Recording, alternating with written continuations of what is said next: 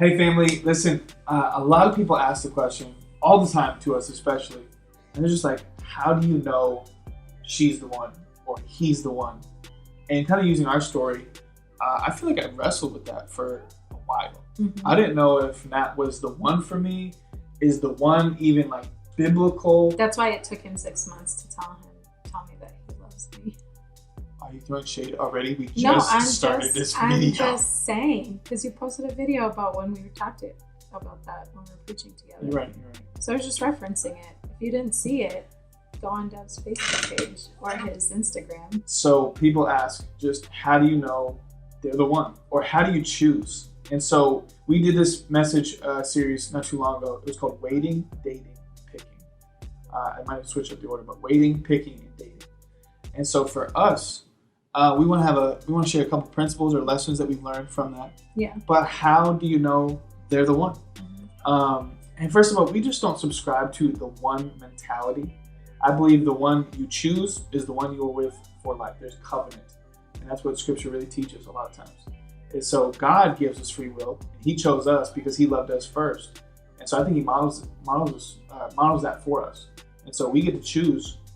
But here's the ultimate principle.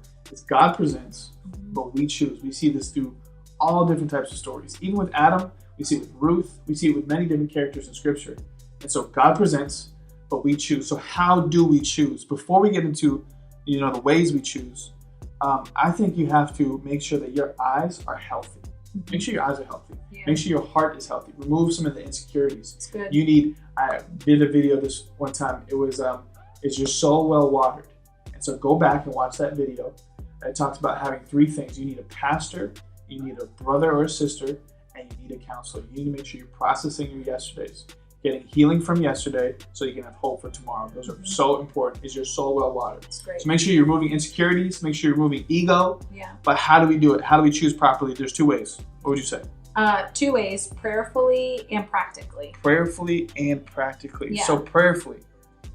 What does prayer do, babe? What would you say prayer does for people when it comes to picking their spouse or picking their significant other? I think prayer just conditions us to have like you were saying, having a healthy set of eyes, a healthy heart. God really speaks to us through prayer, and we're communicating with God and sharing with him what our desires are. So I think prayer really aligns us not only with God's will, but also helps us to see with godly eyes and healthy eyes and healthy heart. So I think it's easier because a lot of times girls are like, well, I want a man who's like 6'5" and, has brown hair and blue eyes and this, that, and the other thing. And it's like, okay, cool that you have those like, superficial preferences, but don't you care about the character? Don't you care about their heart? And I think when you're in a prayerful mindset, it changes your perspective so that you can see those things more so than the superficial stuff that really, at the end of the day, they don't make up for the other stuff. Yeah, prayerfully, I think what it does is it removes a lot of, I think what prayer does a lot of times is it doesn't necessarily add things to your life. It actually removes things from your life. And here's what I mean by that. Prayer removes insecurity. Prayer removes judgment. Prayer removes hurt. Prayer does a lot for you. So you need to make sure you are going to God about this kind of stuff, which is why you can't let anything hinder your relationship with God in these moments. Because again, we've said this before, the greatest asset or the greatest liability in your whole life will be your spouse. So you have to choose well. You cannot afford to choose foolishly, because if you choose somebody that is unhealthy, you choose somebody that doesn't have character, not a good communicator, you guys don't have chemistry, maybe there's just attraction. I've said this once before in one of my sermons. They might be hot, but so is hell. And so you have to be mindful of that. So make sure you choose wisely, make sure you choose well. So you got to do it prayerfully, and the second part is practically. So what would you add to that piece? Practically, how do you choose well? What are you looking for in their life? I think you want to look for some of like the bigger ticket items, so to speak. Like if he doesn't have a job, that's a problem. If she doesn't have a job, that's a problem. I understand people when they're in school, but they have to have some purpose with what they're doing. If they're just idly kind of coasting through life, oh, I just do this just to like make money, but that's not my career. I don't have a career. I don't have any goals. Like those are huge red flags that you're like, okay, well, that's what the rest of my life would look like. Come on, I think, finding a job. I would even go a step further. Not just a job, a career. A career, yeah. A career, or another way you could say it, maybe more spiritual sense, is purpose. They need to know their purpose. Totally. An insecure person is a dangerous person. A purposeless person is even more dangerous. And so be mindful of that. Look at some of the signs. I would say practically, look at their family. Mm-hmm. Come on, look how they handle that relational dynamic.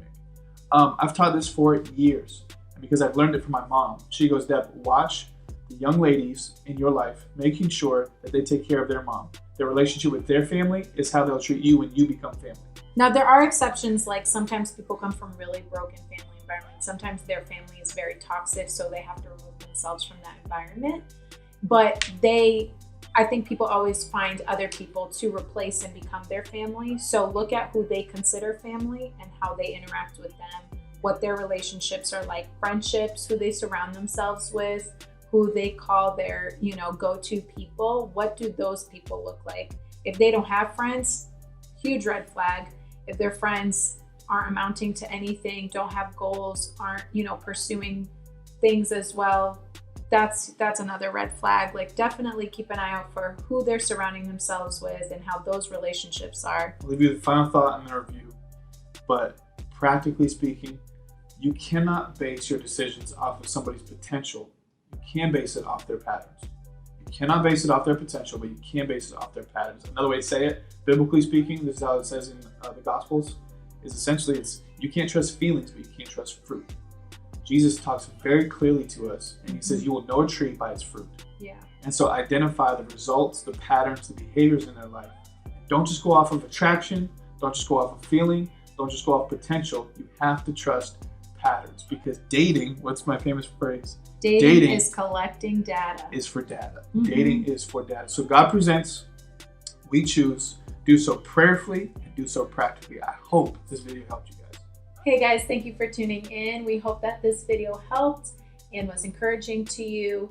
We'd love to hear from you, so make sure you let us know what are some things that maybe you're struggling with, you're not sure if it's a red flag, you want to know more about what practically or prayerfully seeking God in relationships looks like. We'd love to help. We'd love to hear from you. So make sure to do that below.